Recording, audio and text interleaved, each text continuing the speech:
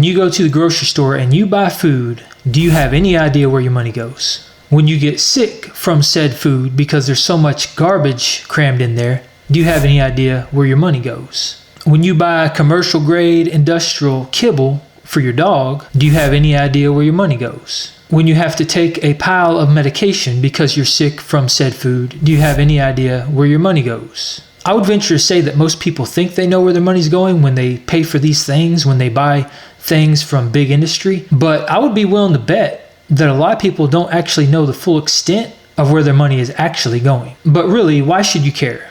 Why should you care where your money goes? As long as you're going to the store and you're getting what you need, it doesn't really matter, right? Well, I'm not saying you should care, but I personally do care because I work very, very hard for the money I have. And I know probably everybody watching this video is in the same exact boat. I'm sure everyone can relate. You bust your butt every single day to make ends meet. You work extremely hard for your money. And when you work that hard for something, that is your livelihood and that you've given all your time away for, it kind of starts to matter where your money goes when you use it. Because there are certain people out there that are creating an atmosphere for us that makes it very difficult for us to get by. There's people out there that create an atmosphere that is essentially destroying the fabric of our nation. And the last thing that you would want is for your hard-earned money to be going into the pockets of those same individuals. So if you're like me and it does matter to you where your money goes when you spend it, you're going to want to watch this video because I put together a document that illustrates exactly where our money goes every time we buy from big industry, specifically as it relates to food products, pharmaceutical, and medical expenses for both us and our dogs. Now, I would say put on your tinfoil hat because this rabbit hole actually goes pretty deep, but this is all factual stuff. And every single thing I'm talking about here is in this document, which I am sharing with everybody. Everybody has access to this document. You can go to my website. I'm going to put the information in the description below on how to access this document. You can look through it yourself. There are references and links to every single site I use to pull this data. So you can do your own research, you can form your own conclusions, and you too can see for yourself exactly where your money goes when you buy big industry food, when you buy pharmaceuticals, when you get sick and you have to rely on medical intervention, and when you post content on social media, because it even goes that deep. In this document, I've also covered who owns and controls all the social media platforms, which is directly correlated and directly related to exactly what I'm talking about right here.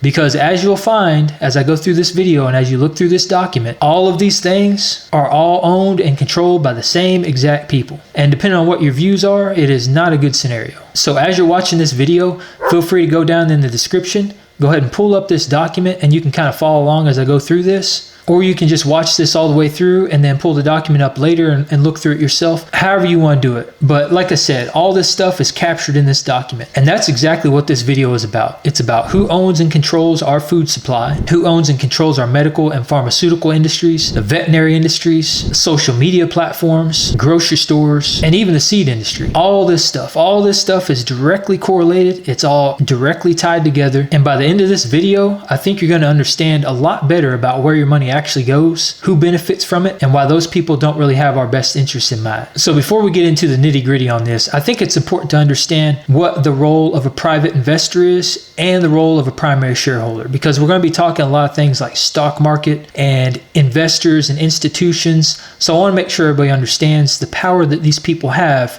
when they invest in companies. So an institutional investor, which is one of the big things you're going to hear me talk about in this video, they usually own extremely large stocks in companies. And because they own very large stocks in companies, it gives them a lot of power. They get everything from voting rights to determine like who the CEO of the company is, who the executives of the company are, shareholders. They get a say in marketing and social stances, compensation, company governance, business strategies, mergers, and a whole bunch of other critical decision making. So they not only get voting power, but they also get proxy voting power, which is essentially their ability to cast votes based on the amount of shares that they own. I mean, the list of things that they're responsible for and entitled to just by being an institutional investor is extremely long. And again, you'll find all this stuff in this document. I'm not going to cover all that in this video, but read through this document and you're going to see it's a whole lot of things. They get a tremendous amount of power and a tremendous amount of say in how the business is essentially run. So when you have a huge company like Nestle or Kraft Heinz,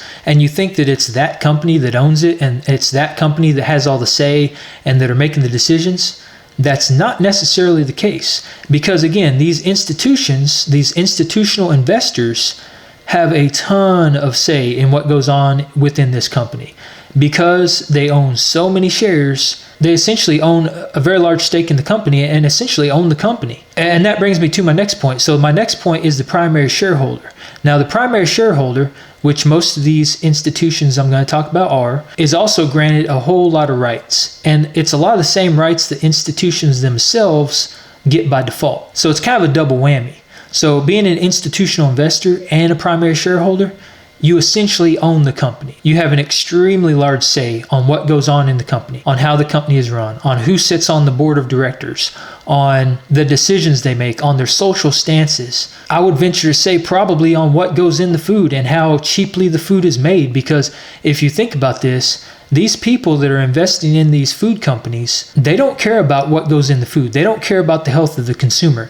They would not be investing in these companies if they did not expect to see a significant return. And what better way to see a significant return than to make the food as cheaply as possible, to make it as profitable as possible so that they can pocket more money. I mean, that's what this is all about. And as I go through this, you're going to see that every single one of these companies that I'm going to talk about are owned by these private investors. These private investors are the primary shareholders. And because they're investors, that's all they care about. They care about the money. That is exactly why they're investing in these companies. No other reason. So it's in their best interest to create products as cheaply as possible and then mark them up and sell them to us as the consumers to make as much profit as possible. And the reason I made this document is because I was trying to understand why our food is so detrimental to our health. Why it is full of all kinds of artificial ingredients and chemicals and contaminants, and is just essentially cheap slop. And like I said, the same thing goes for the food for our dogs. It's all the same stuff. It's all coming from the same place, and it's all full of the same exact ingredients. And as you're going to see as I go through this, it's because it's all made and produced by the same people who are all owned by the same institutions. All right, so let's dig into this. Now, I'm sure most of y'all have seen those diagrams that show all the major food manufacturers in the United States and how it looks like you have the option of choice because you have all these different brands in the grocery store that you see, but they all actually trickle down to the same mega corporations. That's the kind of stuff we're talking about here. All right, so if we start with Kraft Heinz, they own brands like Cadbury, Maxwell House, Velveeta, Dr. Pepper, Snapple, Welch's, Shake and Bake, Oscar Mayer, Nutter Butter, Ritz, Triscuit, Capri Sun, A1. They own all these brands. And again, it gives you the illusion of choice. I mean, you go in the grocery store and there's like 60,000 different kinds of food in most grocery stores. So you walk in there and you get the illusion of thinking that you have all these choices of different kinds of food, but it's all coming from the same manufacturers. So when your money goes to any of these brands I just mentioned, plus a huge list of other ones, it's going to these mega corporations. It's going to these centralized mega corporations. They're absorbing your money. But it doesn't stop there. And that's where this gets really interesting, is because you think it's going to these mega corporations. So you buy a Cadbury egg and you think it's going to Kraft Heinz. That's not actually where your money's going, because these institutions are the primary shareholders on all these mega corporations. Your money is actually going into their pockets because they own these companies. So Kraft Heinz, for example, all right, the primary shareholder of Kraft Heinz is the Vanguard Group. And you're going to hear me mention them a lot because they own most of these companies. Now, the second primary shareholder is BlackRock.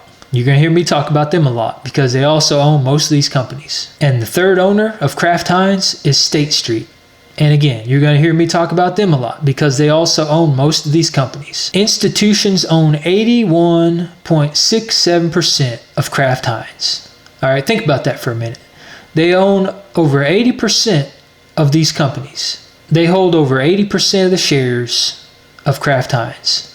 So think about the amount of power they have over this company. If Kraft Heinz were to do something that they don't like, they could destroy this company. They could literally dictate every single aspect about how Kraft Heinz is run, about how the food is made, everything. I mean, they have complete and utter control over these companies. And it gets even more interesting when you start looking at the percent of sales and which countries make up the majority of these people's revenue.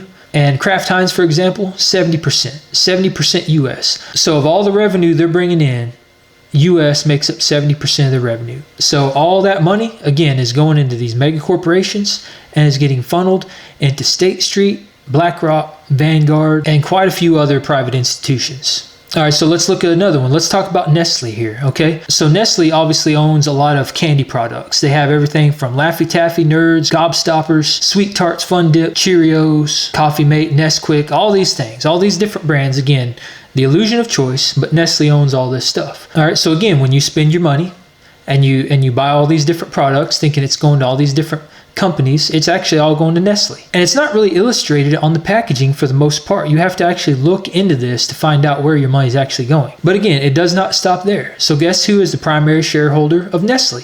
The Vanguard Group. Now, Nestle is actually the second primary shareholder under Vanguard, so they actually hold quite a bit of stock in their own company. But right underneath them is Norges Bank. So that's where it gets even worse. It was bad enough when your money's going towards these large mega corporations and these institutions, and now it's also leaving our local economies and going to a foreign country. So to me, this is the sole reason why I care about where my hard-earned money goes when I spend it. Because in my opinion, when I spend my money, it should be going to our local economies. It should be going to the people in our local economies to boost our local economies. These large mega corporations that make up the vast majority of our food supply, number one, we're way too reliant on them. So if something were to happen to our food supply and there's a disruption and these companies control most of our food, where do we go to get food? Well, the answer is that we go to local farms and businesses, but these companies have created an atmosphere that makes it extremely difficult for local farms and local businesses to survive. And again, a lot of this ties into why they're able to make these extremely cheap foods. They're able to kind of fix the market and sell us this hyper-processed crap and make it extremely accessible because this food is everywhere you look. I mean, you can go anywhere and get cheap processed food. And our spending habits have dictated the proliferation of these big industries and has led to the destruction and the closures of a lot of local family-owned farms and businesses. I mean, it's hard to say and it's hard to think about, but our spending habits has really been the cause of this. You know, we can blame these institutions and we can blame these mega corporations and we can blame all these things, but we're the ones spending the money. You know, we're the ones that choose to go to the grocery store and buy this processed crap. Nobody's forcing us to do this because there are other options out there. And again, I would not be bringing this up. I would not be discussing this if I didn't think there was a solution. So by the end of this video, I'm going to talk about the solution. And I'm going to talk about why I think digging ourselves out of this hole is a whole lot easier than we give credit for. Because I really do think it's simple. And I think it boils down to our spending habits. But going back to this list, so I'm going to talk about a couple other ones here. Coca-Cola, that's another one. They own Dasani, they own Powerade, Full Throttle, Fanta, Mellow Yellow, Sprite. They own all these different beverage brands, I guess you would call them. And again, it's the illusion of choice. But we think we're buying this stuff and we think we're buying Dasani, it's going to Coca-Cola. But it's not really going to Coca-Cola. Again, because guess who Coca-Cola is owned by? Private institution. Berkshire Hathaway. And guess who the second primary shareholder is? Vanguard. And guess who the third primary shareholder is? BlackRock. All right, so these same institutions, again, they own these companies. And private institutions hold 71.7% of Coca-Cola. So guess who's calling the shots? Again, it's these institutions that do not care about the health of the consumer.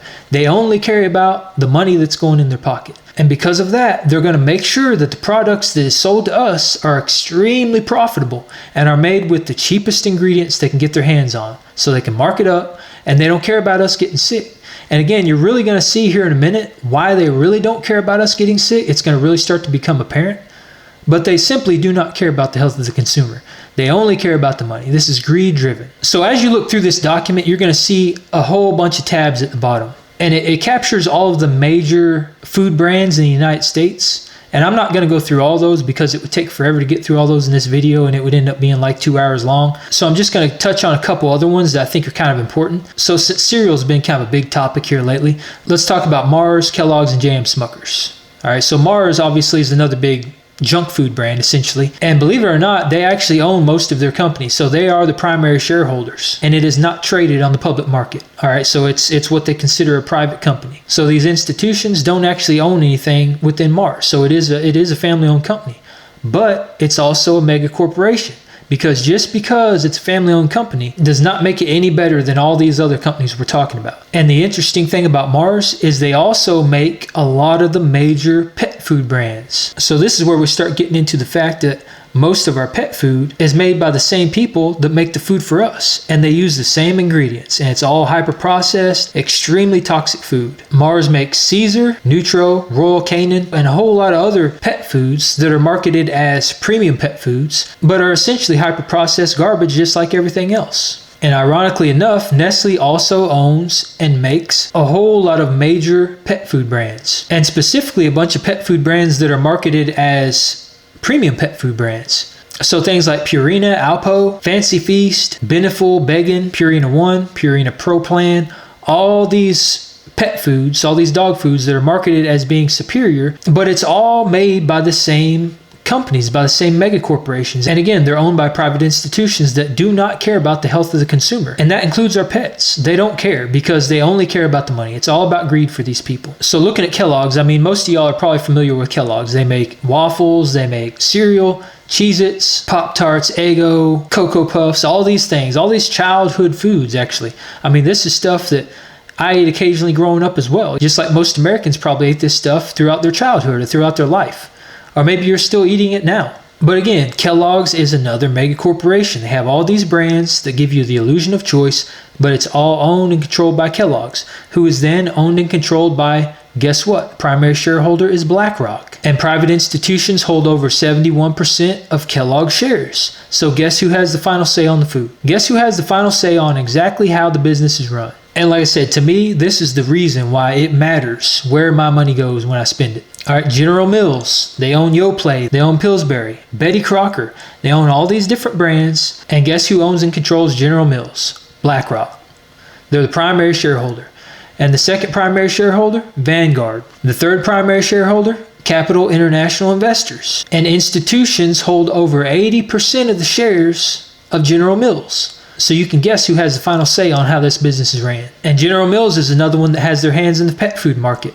They own Blue Buffalo. So again, we think we're buying this premium dog food, but it's made by the same people that are making cheap processed garbage for us. It's poisoning our health, and it's poisoning the health of our pets. It's the same people. The same individuals that make this hyper-processed food for us are the same ones making it for our dogs. So it's no wonder why the rates of chronic disease and obesity for humans is trending right along the same with pets. It's no wonder we're both sick. It's no wonder why the life expectancy of our pets has plummeted by over 40% within the last few decades, and ours has actually gone down for the first time in recent history because we're being poisoned by these toxic foods, these foods that are being made by people who simply don't give a crap about us. I mean, to be honest about it, they really don't. Tyson is another big one. They're part of the big four meat packers. Tyson, along with 3 other mega corporations, 2 of those being owned by foreign countries, own and control over 80% of the beef industry. And Tyson has a whole lot of brands under them. They've got Jimmy Dean, they've got Ballpark, Hillshire Farm. They got all these different brands. And guess who owns Tyson? Vanguard Group. Guess who's the second primary shareholder? BlackRock. And the third primary shareholder? T. Rowe Price. Private investors own over 82% of Tyson.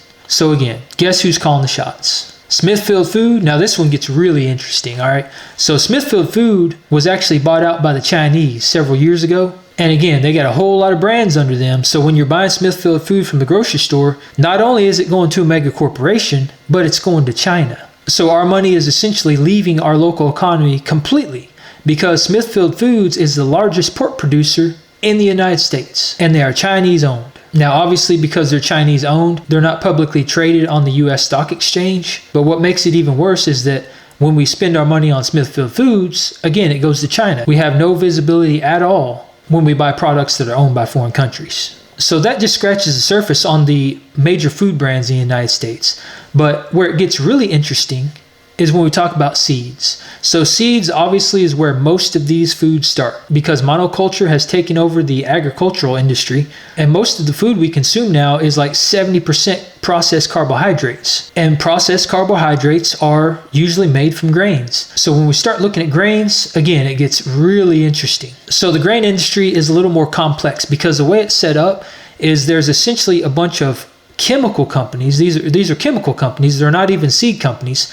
Own most of these seed brands. So like Bayer Monsanto, they own most of the seeds that are used in the United States. And a lot of the other ones are owned by like DuPont, which again is a chemical company. Some of them are made by ChemChina, which is Chinese owned. There's some Japanese companies in there, a lot of foreign countries, but these chemical companies genetically modify most of these seeds. So most of these plants we're consuming are GMO. If it's a grain and it's not organic, certified non-GMO, it's probably going to be GMO, which actually makes up the majority of the grains we consume in the United States.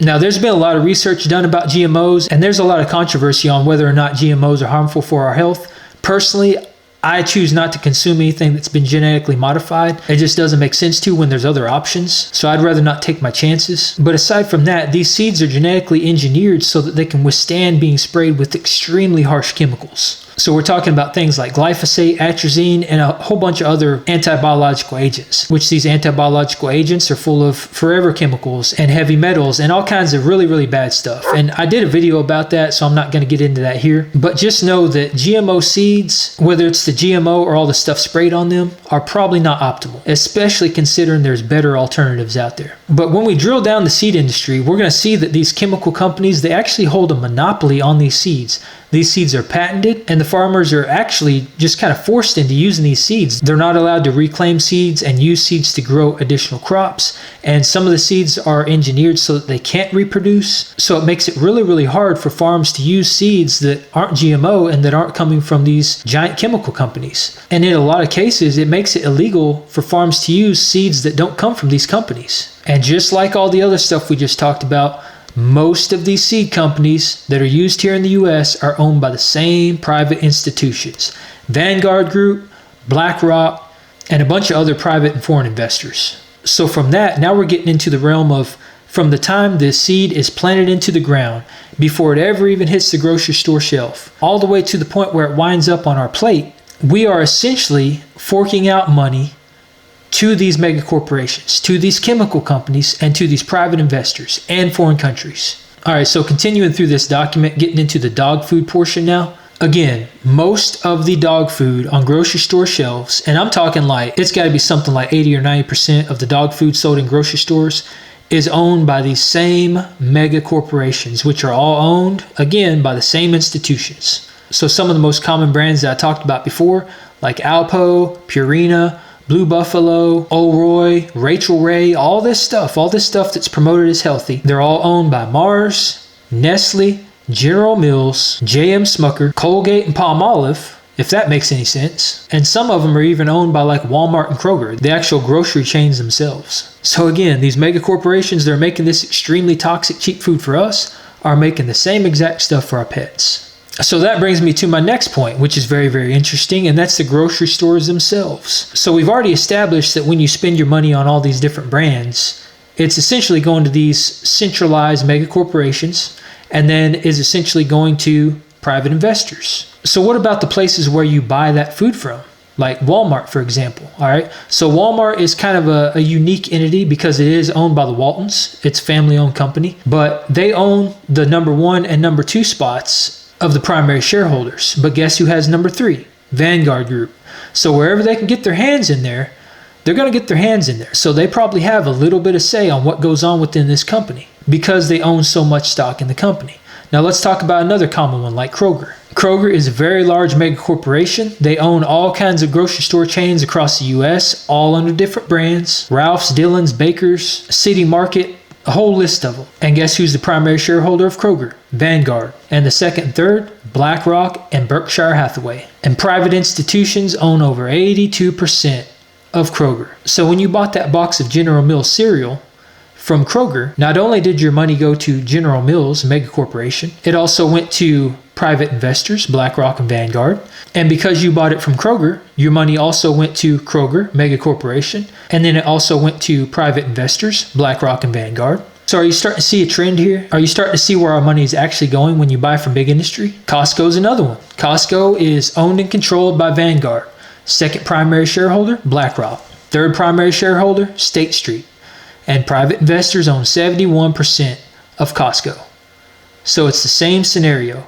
Your money is going to private investors from the time the seed is planted into the ground and from the actual retail store where you buy the food. So these private investors are getting extremely rich off the processed crap we're buying from these stores. But it doesn't stop there, okay? Now this is where it gets really interesting, all right?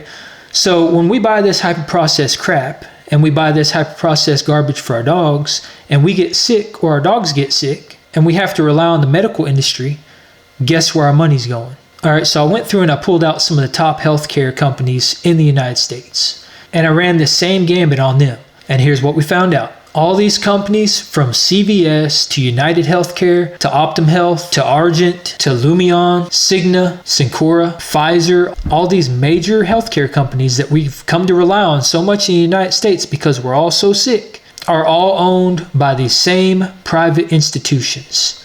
And all the ones I just mentioned, Vanguard is the primary shareholder across the board. BlackRock is the second primary shareholder across the board. And State Street is the third primary shareholder across the board. And for almost every single one of these companies I mentioned, to include a whole bunch of other ones, and again, you can find all this stuff in this document, private institutions own anywhere from over 70% to over 96% of these companies. These private institutions, BlackRock, Vanguard, State Street, in a lot of cases, own up to 96% of the shares of these companies. Who do you think is calling the shots? And who do you think is benefiting from us getting sick off this crappy food? And when it comes to vets, it's the same thing. The largest vet companies are also owned by Vanguard, BlackRock, and State Street. Almost every single one of them. So again, these people, these private institutions and the people that run them are making money off of us every single step of the way. And they are 100% benefiting from us getting sick. They're benefiting from us when we buy the food. They're benefiting from us from where we buy the food. And then when we get sick from eating the food, when we have to rely on medical and pharmaceutical intervention for us and our pets, they are benefiting from all of that. So when we choose to spend money on this hyper-processed food and all these things happen, it's a trickle-down effect. And these people are getting extremely rich every single step of the way. So at that point, it's not even a matter of where we're spending our money, because when we get sick, we only have a few options to rely on for obtaining medical care or for obtaining pharmaceuticals to prop us up. It's not like we can run out and just create our own hospitals or make our own drugs. You know, we have to rely on these companies. So they've got us by the tail at this point because we only have so many options. And because of that, then you have people like me and like so many of you that when you're sick, and you're looking for options, and you're kind of failed by the medical industry, and the pharmaceuticals they give you, they just make you worse. So you start looking for alternatives, and you start kind of going against the grain and doing your own research and things like that. Where do you turn to?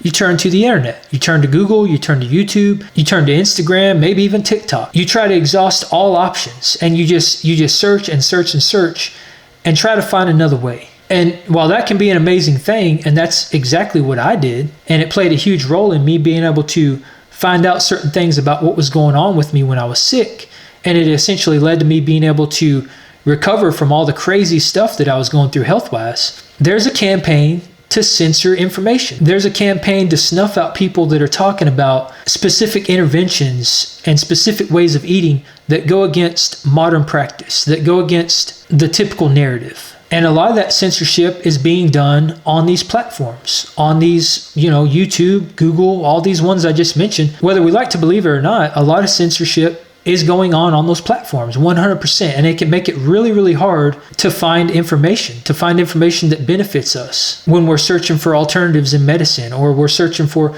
alternatives in food, or looking for a diet that suits us and makes us feel our best. It can be really tough to find that stuff. And the reason I bring this up, and you've probably already guessed this by now, considering the direction this whole thing's been going, but guess who owns YouTube? Guess who the primary shareholder is for YouTube? If you guess Vanguard Group, you're right. And the second primary shareholder, BlackRock. And the third, State Street. The same goes for Google and Alphabet. And these private institutions own over 62% of these companies, okay? So guess who probably has a pretty large say in how these companies do business, in what is allowed in the algorithms and what is not. I mean, think about that for a second. These same people own and control every aspect of the things that we buy, the content we consume, and the companies that we rely on in our day-to-day lives. And all the way down the list, all these major social media platforms, all these search engines, the primary shareholder on every single one, with the exception of X and TikTok, is BlackRock. when we really drill this down and we think about why this stuff's being censored and why it might not be in their best interest for us to find alternatives to medicine or healing diets or information about foods that is making people healthy, it really starts to become extremely clear, because these people are benefiting from our detriment. Bottom line, period, end of story. That's what's happening here.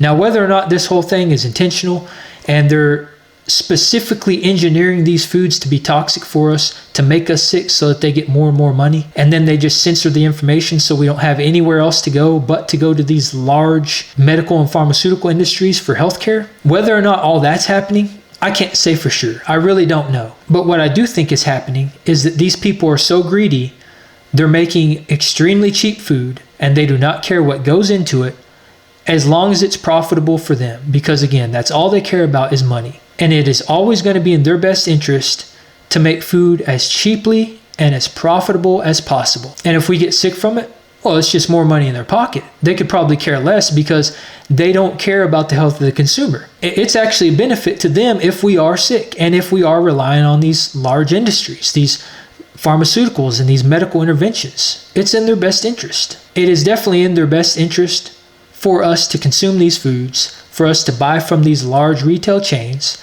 for us to be reliant on medical and pharmaceutical industries, and for us to be censored online. And then the last point I'm going to make here, and this is where it gets even more interesting, is that the three private institutions I've been referring to throughout most of this document, the ones that own most of these corporations, BlackRock, Vanguard, and State Street, the question came up, well, who owns them, right? If they own all this stuff and they're trillions and trillions of dollars rich, who owns them?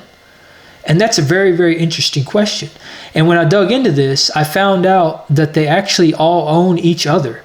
They own primary stocks in each other's private institutions. So in other words, BlackRock owns Vanguard, Vanguard owns BlackRock, State Street owns BlackRock, BlackRock owns State Street. It's like a weird love triangle orgy of a situation going on with these companies where they just essentially own each other. And that's strange enough. But when you drill down even further than that, what I discovered is that most of the heads of these institutions are members or chairmen and women of the World Economic Forum. All right, so think about that. The same World Economic Forum that wants us to eat bugs, that is pushing the C40 smart city agenda, that is pushing the climate change narrative, that wants us all to drive electric cars, that wants us to own nothing and be happy. These are the same people that are claiming cows are destroying the planet and they want to get rid of the livestock industry. The same people that want to limit, reduce, and restrict our access to meat. It's the same people. Members of the World Economic Forum are some of the ones that are running these private institutions, that own and control everything that we buy. And BlackRock is actually a very unique one because they are a strategic partner of the World Economic Forum. And you can find that on their website. And you'll find all these links in this document. So these people, these self-appointed leaders that think they can dictate and control the things that we consume and what we do in our life and how we live our lives, these people are the same ones that sit proudly on these private institutions and that are pocketing our hard-earned money. And that right there is exactly the reason why it is important to me where my money goes when I spend my hard-earned dollar on food or anything else. Because I know that every single cent that I spend on any of these products or any of these companies I'm talking about in this document, it is eventually trickling down to these private institutions and these people in the World Economic Forum that do not have our best interests in mind and that create regulations and laws and bills and legislation that we did not vote for and we did not ask for, that they think is best for us. And that is something I am just not willing to live with. So as crazy as all that sounds, and now we understand where our money's actually going, what is the solution? What can we do to fix this? And this is where I think it gets really simple. I think our way out of this is to get back to the basics, is to shift our demand and demand better. And the best thing that we have is local family-owned farms. One thing I've come to realize is that every single dollar we spend is a vote cast. And where we choose to spend our money dictates the market.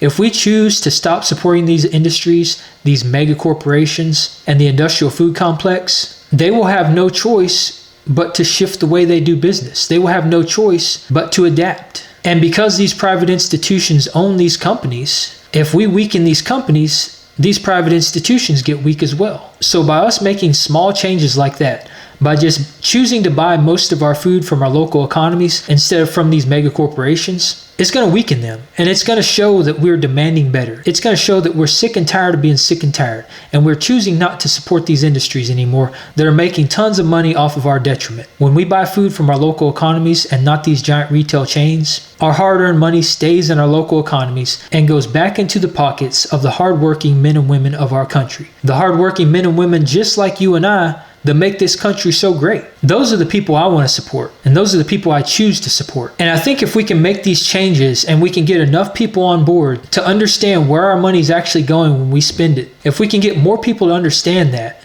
and just how detrimental that is, not only on us, but on our local economies, and how it's leading to the closures of thousands of family-owned farms every single year. And how once these farms are gone, we'll never get them back. And how all of our hard-earned money is going into the hands of these super rich private investors and mega corporations and all these people that are creating an endless cycle of detriment of not only us, but our country. I think that's where the change starts to happen. That's where we create a snowball effect that starts to roll downhill, gain steam and momentum. And once it gets going, I don't think it can be stopped.